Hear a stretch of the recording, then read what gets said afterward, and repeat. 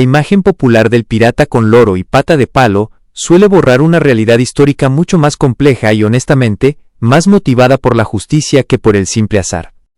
La historia de los piratas judíos no es solo una curiosidad, es una narrativa de resistencia tras la expulsión de España en 1492 y de Portugal poco después. 1. El motor de la piratería, la venganza contra el imperio. Para muchos judíos sefardíes, la piratería no era solo un negocio, era una guerra personal contra la Inquisición.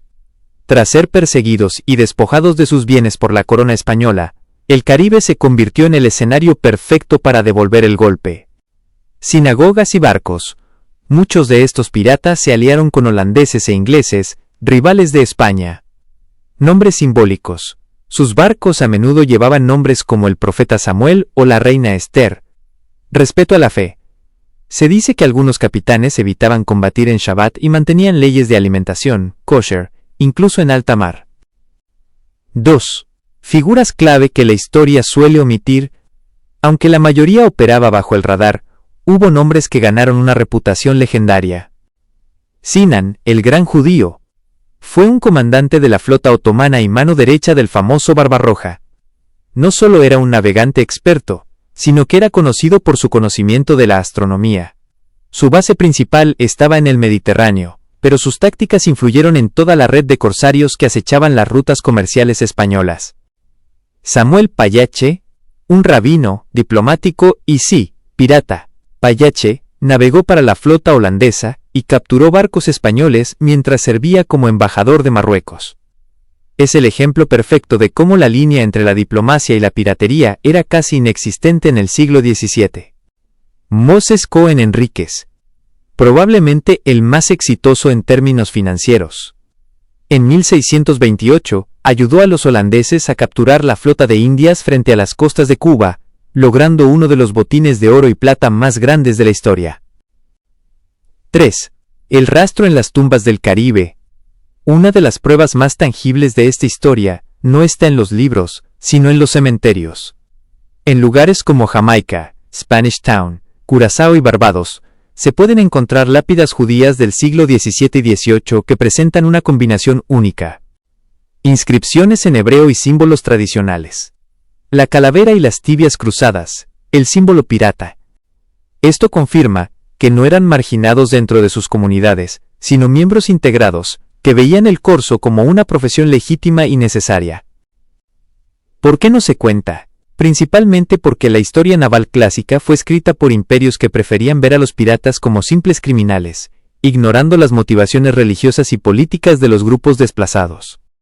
Sigamos navegando por estas aguas. Para entender cómo funcionaba el día a día de estos marinos y su impacto real, hay que mirar más allá de la batalla y observar la red logística que construyeron. Aquí te detallo los aspectos más profundos y menos conocidos de su operatividad en el Caribe. 1. Jamaica, el refugio seguro. Cuando los ingleses tomaron Jamaica en 1655, lo hicieron con la ayuda de la población judía local, que vivía allí como criptojudíos, bajo el dominio español. A cambio de su ayuda para expulsar a los españoles, se les permitió practicar su fe abiertamente. Port Royal. Antes de ser destruida por un terremoto, esta ciudad era el epicentro de la piratería. Los capitanes judíos no solo atracaban allí, sino que eran los financistas y estrategas de las expediciones. Inteligencia naval. Gracias a que tenían familiares y contactos comerciales en toda la diáspora, Ámsterdam, Londres, Constantinopla, los piratas judíos poseían la mejor red de información sobre qué galeones españoles iban cargados de plata y cuándo zarparían. 2. La vida a bordo. Piratas kosher. Mantener la identidad judía en un entorno de forajidos era un desafío logístico extremo. Se sabe por registros de la época que el Shabbat en el mar. Algunos capitanes, como los de la flota de Pallache, intentaban evitar el combate desde el atardecer del viernes hasta el sábado, a menos que fuera una cuestión de vida o muerte. Dieta. En lugar de cerdo, alimento base en los barcos de la época, se abastecían de tortuga, común en el Caribe, o pescado que tuviera escamas y aletas, cumpliendo así con las leyes de la kashrut de forma adaptada. Justicia social.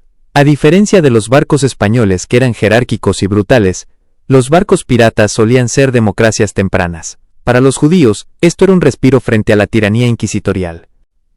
3. La conexión con la piratería de guante blanco. No todos estaban en el frente de batalla con un sable. Muchos actuaban como piratas de tierra.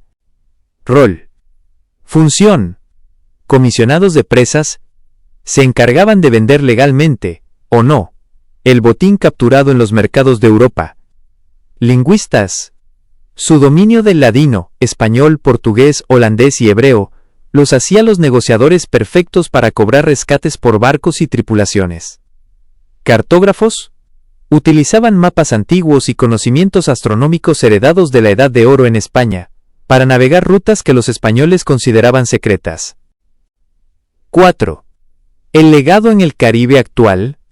Si visitas hoy la isla de Curazao, verás la sinagoga más antigua de las Américas en uso continuo, Mikvé Israel Emanuel.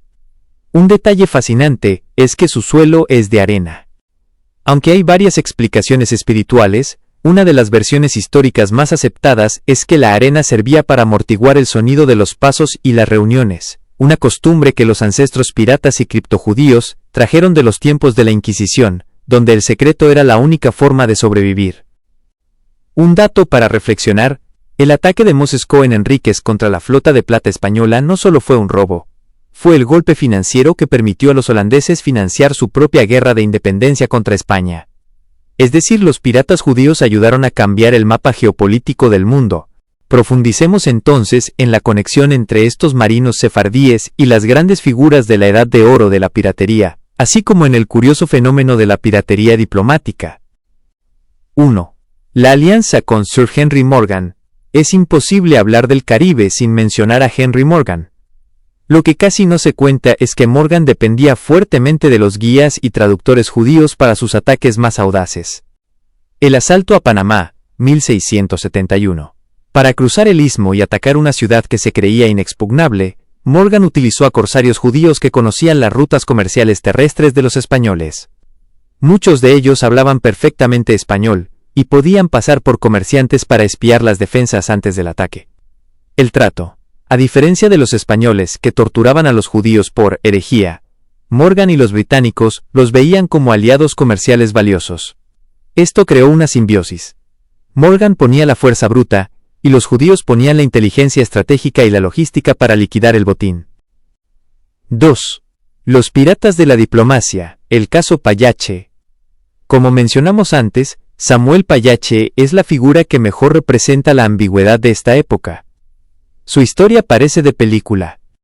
Rabino y corsario, mientras fundaba la primera comunidad judía en Ámsterdam, capitaneaba barcos que asaltaban galeones españoles. El arresto diplomático. En 1614, fue arrestado en Londres por piratería a petición del embajador de España. Pallache se defendió diciendo que él no era un pirata, sino un agente del rey de Marruecos en guerra legítima contra España. El veredicto, gracias a sus conexiones, fue liberado.